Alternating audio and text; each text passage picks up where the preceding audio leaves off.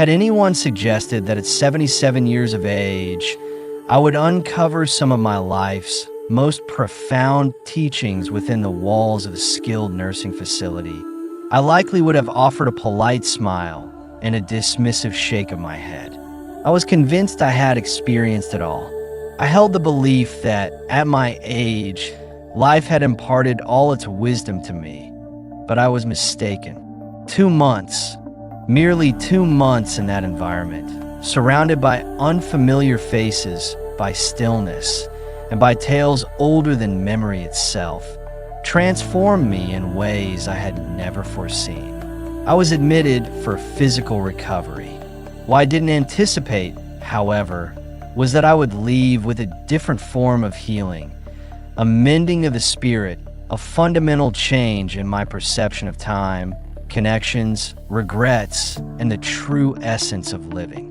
You discover, when you're in a room with people nearing the end of their journeys, you begin to process things in a new light. You start to discern what is essential. More significantly, you begin to grasp what is not. I encountered men and women who had lost everything. Some possessed nothing more than their recollections. Some were still burdened by pain from half a century ago. And others had discovered tranquility in the most basic of things. In those hushed exchanges, those extended nights of introspection, I came to understand 7 truths I wish I had learned much, much sooner. And today, I feel compelled to share them with you. Yet, rather than commencing at the start, I wish to begin at the conclusion, because often it is the final lessons, those we grasp last, that create the most lasting impression. So, whether you're 70 or 60 or 35, or just starting to contemplate the purpose of your time on this planet, I ask you to join me for a moment. Let's discuss life. Let's discuss what genuinely holds weight. Let's discuss what I wish I had comprehended before it was nearly too late. Underscore.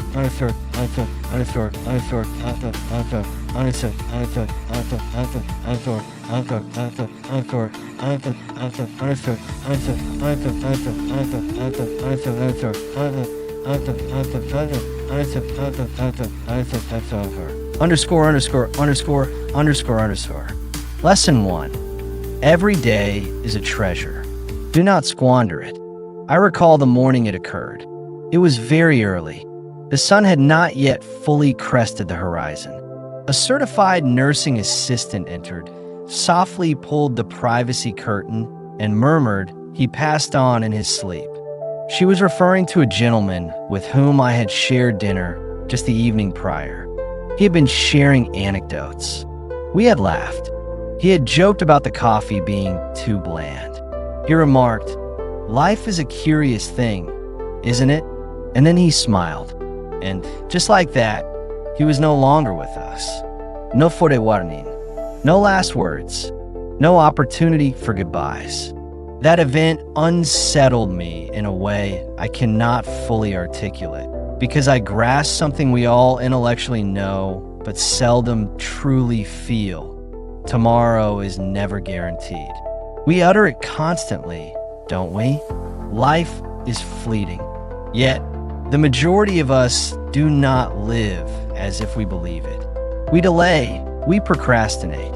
We assure ourselves we'll embark on that trip next year. We'll phone our son this weekend. We'll mend that fractured relationship one day. But one day does not appear on any calendar. I squandered years assuming I possessed more time. More time to pardon, more time to cherish, more time to truly exist. But time, it is the one resource you can never reclaim. If I could rewind, I wouldn't postpone enjoying my life. I wouldn't hesitate to say, "I'm so proud of you." I wouldn't delay saying, "I love you." I wouldn't wait to find happiness. So I'm telling you now, as plainly as I can, every single day is a treasure, including the mundane ones, especially the mundane ones. Waking up free from pain, observing the sky shift colors at dusk, hearing a grandchild's laughter, savoring a warm mug of coffee slowly with both hands. That is existence. That is the true wonder. So if you're breathing at this moment, if your heart continues to beat, you've been given something invaluable. Do not let it go to waste. Contact the person you've been intending to. Take that stroll. Express what you need to. Smile at a loved one. Because one day, it will be your final opportunity.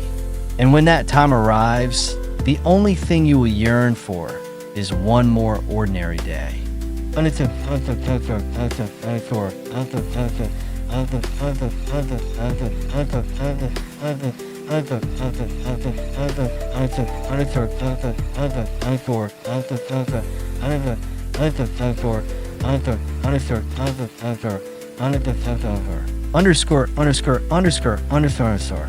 Lesson 2. Forgiveness cultivates peace. There was a lady down the corridor, 82 years old, a keen intellect, a gentle voice, eyes that carried too many burdens. She generally kept to herself.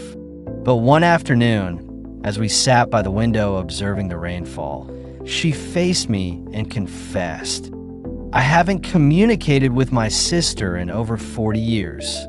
I remained silent. I just listened. She glanced down at her hands and continued, "She died last year. I never made the call. I never sent a letter. I believed I had more time." And then she whispered a phrase I will never forget. I believed the silence would serve as her punishment, but it only punished me. You could sense the remorse in her tone, like a burden that never lifted from her spirit. That's when I understood. Forgiveness isn't about conceding that the other person was correct. It's about refusing to let anguish dictate the remainder of your life's narrative. I, too, used to cling to grievances, old disagreements, times when I felt deceived or misjudged, people who had wounded me and never offered an apology. But within that care facility, surrounded by individuals bearing decades of resentment, I witnessed the toll it takes. Bitterness doesn't offer protection. It contaminates you. I knew a man who hadn't spoken to his son in 12 years. And each day, he would gaze at the door, hoping his son would appear. But the door remained shut, and so did his heart. When you harbor old injuries for too long, they cease to be wounds. They transform into barriers. Barriers separating you from tranquility. Barriers separating you from the people you still care for, even if you're too proud to acknowledge it.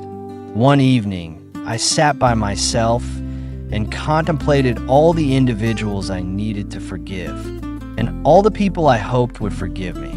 And I released it all, not for their sake, but for mine, because I didn't want to depart with a burdened heart.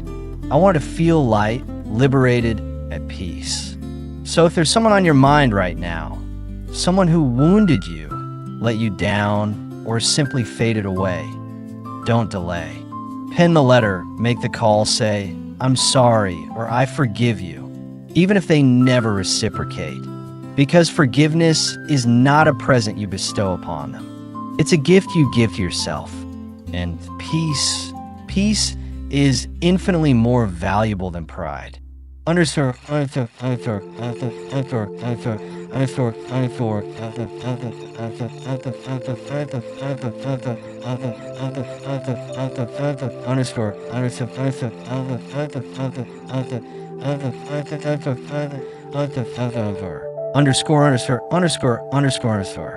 Lesson 3. Genuine happiness is found in simple pleasures. There was a woman named Eleanor who resided just 2 doors from me. 85 years old, petite in frame, but with a spirit that animated the entire hall. Every morning, and I mean every single one, at precisely 7 o'clock, she would position herself by her window, a soft woven blanket on her lap, a mug of chamomile tea in her hands, and hum the same tranquil tune. Not a hint of worry on her face, only serenity. One morning I inquired, "Eleanor, what's your secret? How do you remain so content, so cheerful?" She smiled at me as if the solution were the most obvious thing imaginable and replied, "I cease searching for happiness in what I've lost. I discovered it in what I still possess." That statement, at that moment, struck me with unexpected force, because for the better part of my life, I had done the exact opposite. I invested decades pursuing success.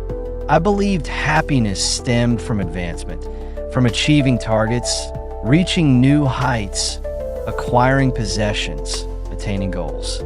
A larger home, a newer vehicle, more wealth, more esteem, more acclaim. And make no mistake, I was proud of those achievements at the time. But sitting there in a modest little room with just a handful of personal items, I understood none of that provided enduring contentment. None of it could soothe me during moments of loneliness. None of it offered companionship when the nights felt endless. None of it elicited laughter the way Eleanor's simple humming did. I observed her find delight in the vapor rising from her teacup, in the comfort of a knitted cardigan, in a pleasant melody on the radio, in watching sparrows perch on the fence just outside. And it prompted me to reflect. How much joy had I overlooked because I was waiting for life to be grand enough to appreciate? We exist in a culture that insists we need more to be happy. More objects, more adventures, more triumphs. But I've come to believe the contrary is true. Sometimes, less is precisely what we require because it allows us to finally perceive what has always been present. The sound of laughter from another room, the aroma of dinner being prepared, the feeling of being remembered by someone, even if only through a brief phone call. That's where authentic happiness resides. Not in the future, not in the past, but right here in this very moment, if you allow it to suffice. Eleanor taught me that happiness doesn't arrive with fanfare. It materializes discreetly, softly, in cozy blankets, warm tea, and a heart that is receptive to the present. So now, upon waking, I draw a deep breath, gaze out the window, and express gratitude to life, not for its perfection, but for still being mine to live. Because true happiness has never been about what we accumulate. It has always been about what we perceive. And if you begin to perceive now, you'll find you've been enveloped by joy all this time.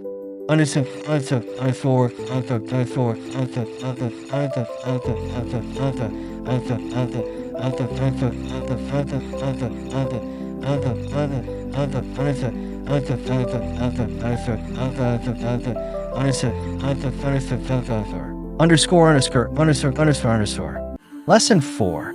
Independence is invaluable.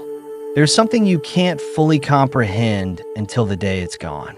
I'm referring to independence. When you're youthful or even just able-bodied, it's effortless to take it for granted. You cross a room without a second thought. You rise in the middle of the night for a drink of water. You get dressed on your own. You decide what to eat, where to venture, when to rest.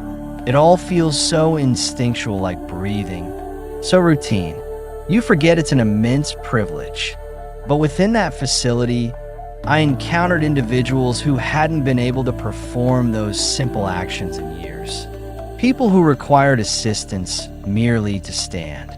People who had to push a call button and wait for someone to help them to the restroom. And I must tell you, it wasn't just aggravating for them. It was profoundly saddening.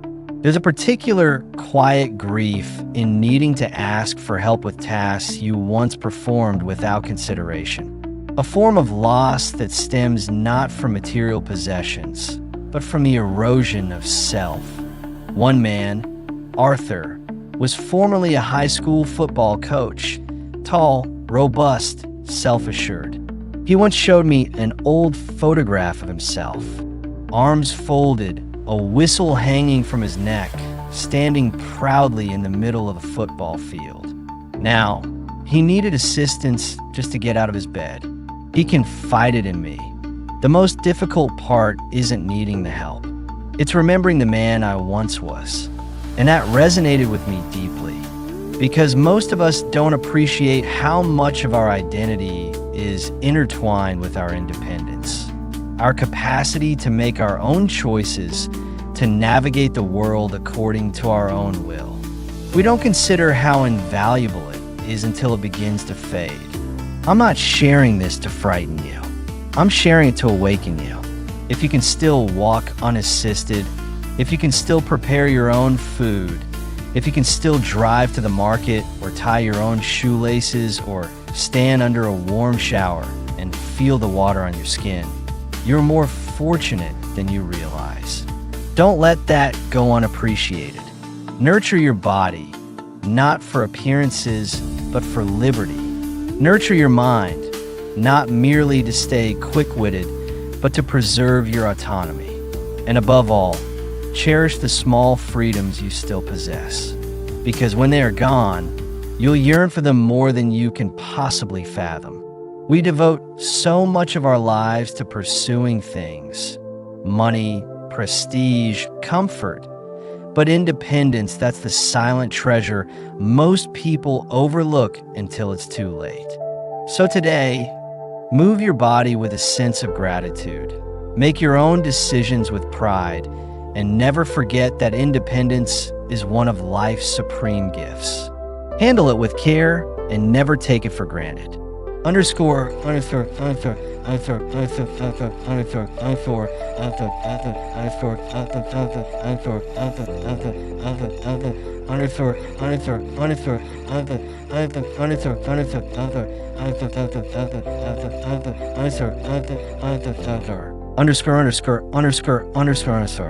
Lesson 5. Material possessions forfeit their significance.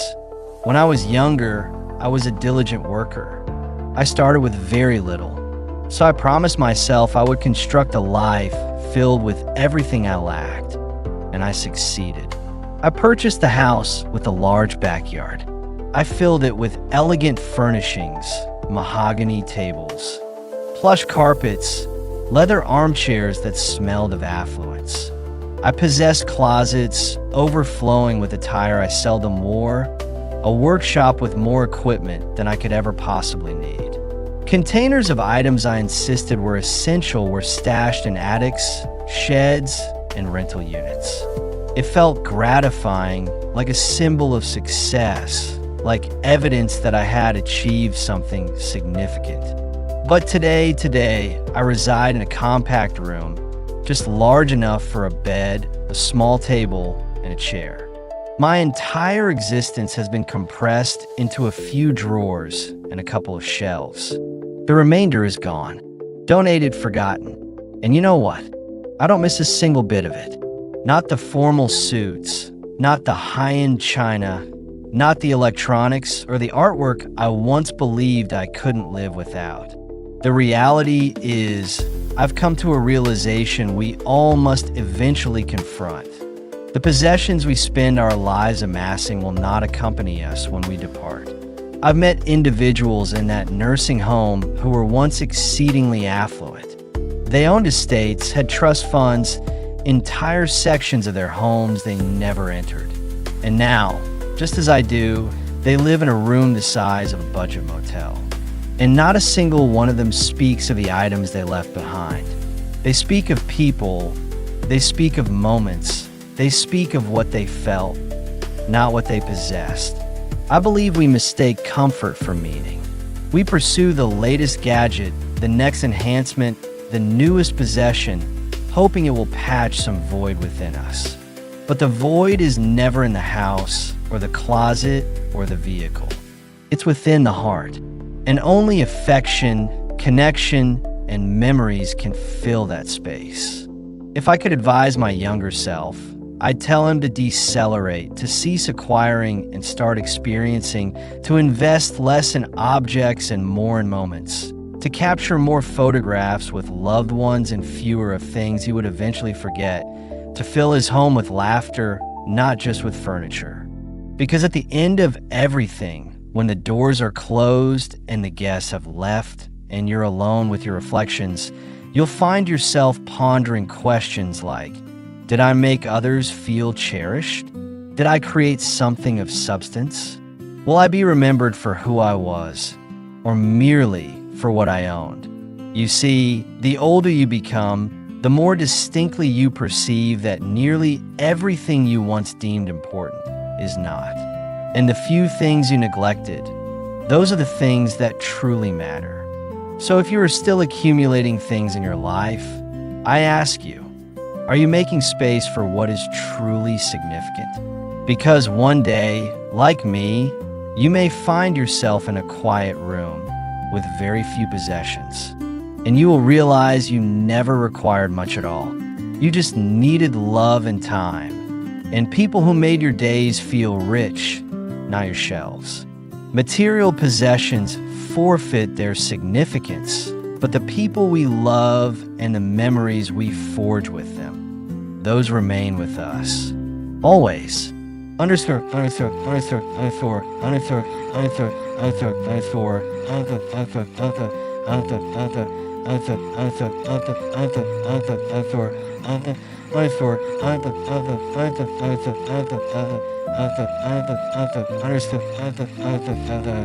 Underscore. Lesson 6. Health is more precious than wealth. He was one of the initial people I encountered upon my arrival at the care facility. His name was Robert, distinguished, courteous, the type of man who perpetually wore a timepiece and never finished a meal without a please and thank you. You could discern from his speech that he had once been a person of importance, and indeed he had. Robert had been a prominent businessman. He managed several corporations, owned real estate across the state, journeyed to Europe annually, golfed at private clubs, and drove automobiles I had only seen in publications. He possessed everything most people dedicate their lives to obtaining. But now, he couldn't grasp a fork unassisted.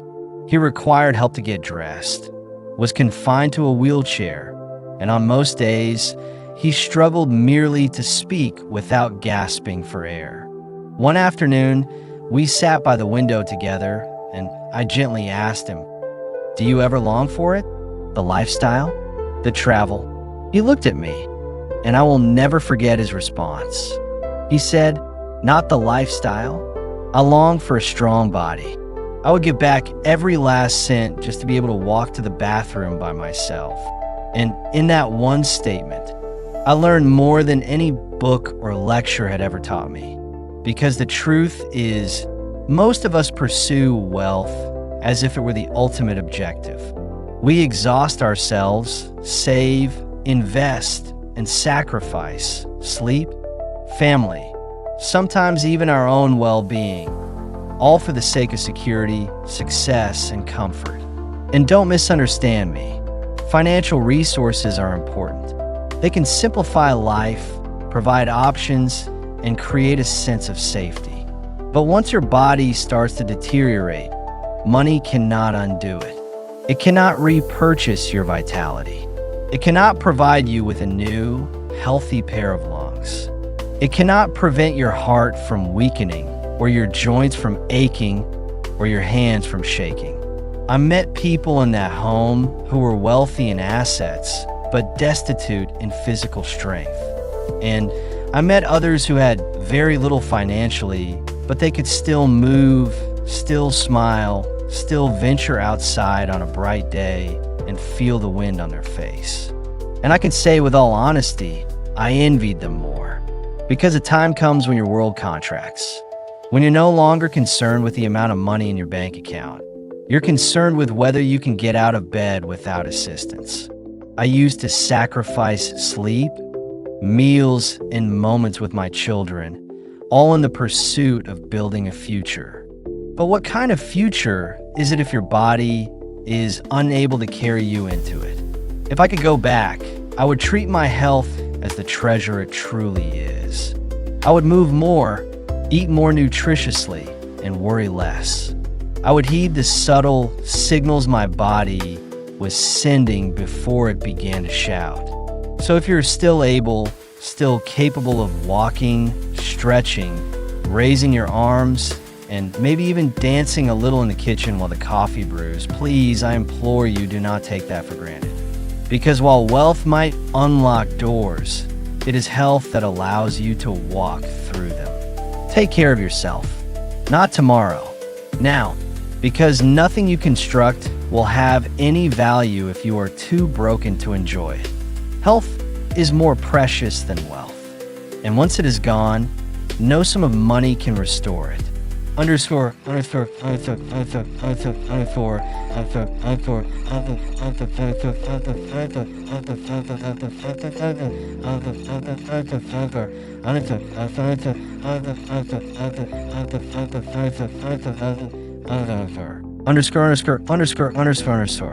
Lesson 7. Loneliness is the greatest affliction. I have witnessed what loneliness does to a person.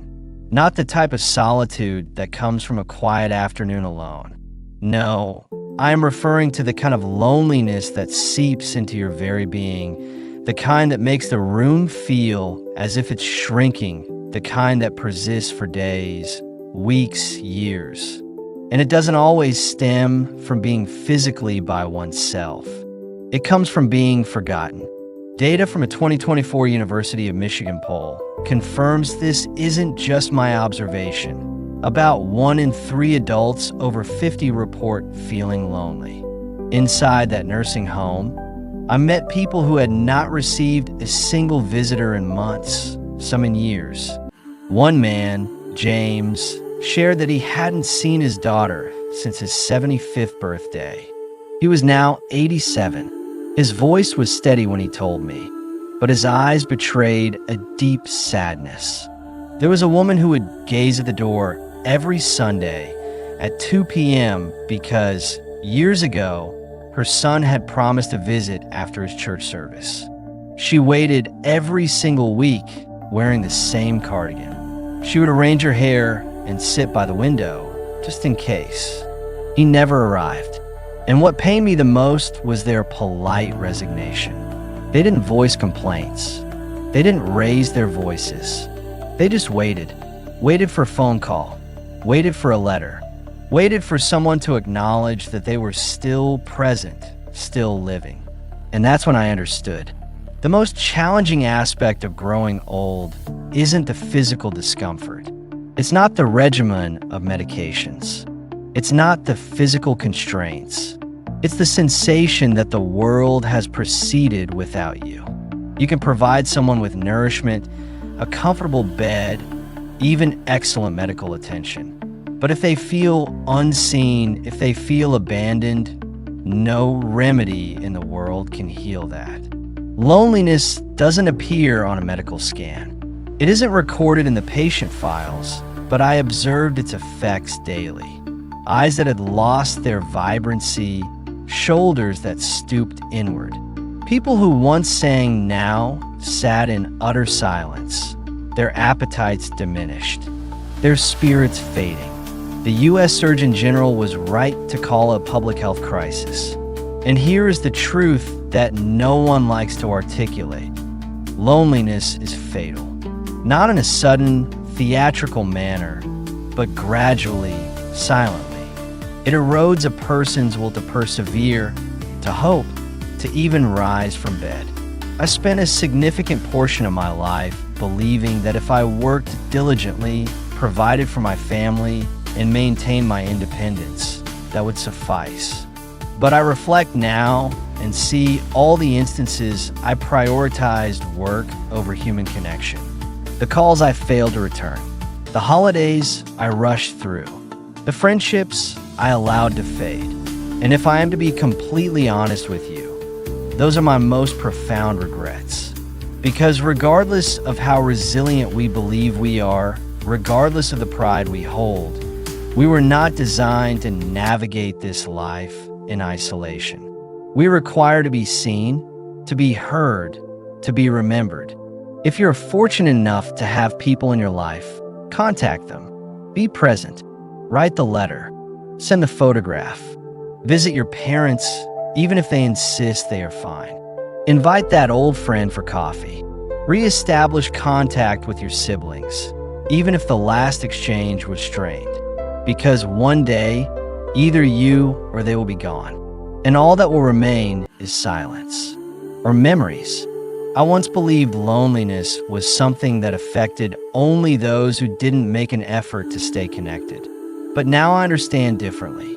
Sometimes, all it takes to rescue someone is to remember them, to inquire how they're doing, to say, "You are still important. I see you. I hear you. I have not forgotten." Because what I've learned, the most profound truth I can convey to you is this: loneliness is not merely a consequence of aging. It's a symptom of a world moving too quickly, and its remedy begins with us. So let this serve as the reminder you didn't realize you needed. Don't delay. Don't make assumptions. Make the call. Send a text. Knock on the door.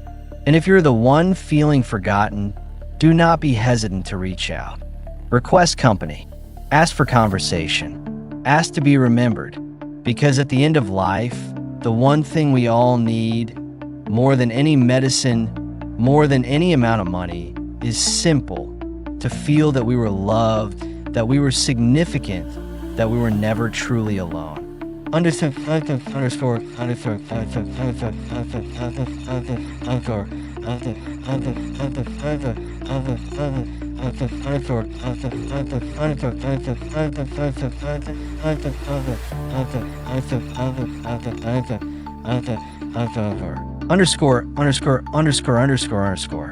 What these lessons truly signify. 2 months. That was all it took. 2 months in a nursing facility to perceive life not as I had conceived it, but as it genuinely is. Those walls contained more wisdom than a library of books. They contained anguish, certainly, but also truth. They contained silence, but also stories. And they taught me in the most direct, unvarnished way possible what is truly significant in the time we are given. We pursue so many things in life: affluence, prestige, comfort. We fill our residences with possessions. We fill our schedules with obligations. We fill our minds with anxieties that will never materialize. But ultimately, none of that endures with us. What endures are the decisions we make in the quiet intervals. What endures are the hands we held, the laughter we shared, the forgiveness we extended, the memories we forged when no one was observing. I used to dread the aging process. I thought growing old meant losing things, losing strength, losing time, losing freedom. And yes, a portion of that is accurate. But what I've learned is this: aging doesn't just take away. It also gives something back. It gives us clarity. It gives us truth. It offers us an opportunity to view life, divested of its distractions, in its most unadulterated form.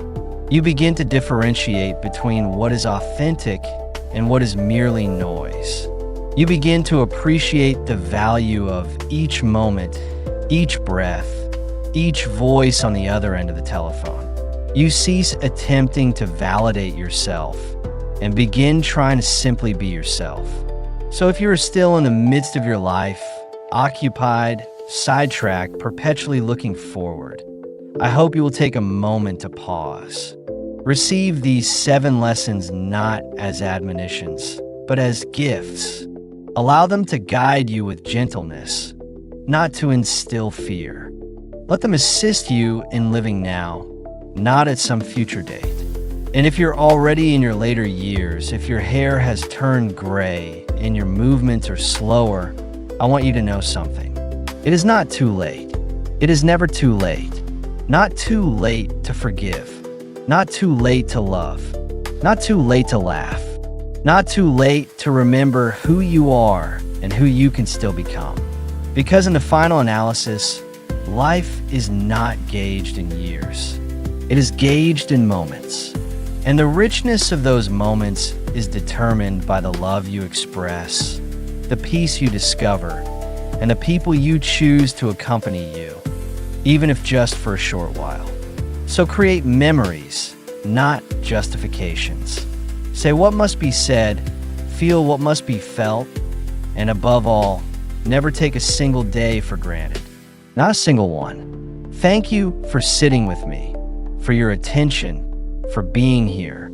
If this resonated with you, then perhaps, just perhaps, it is not too late to make it resonate with someone else.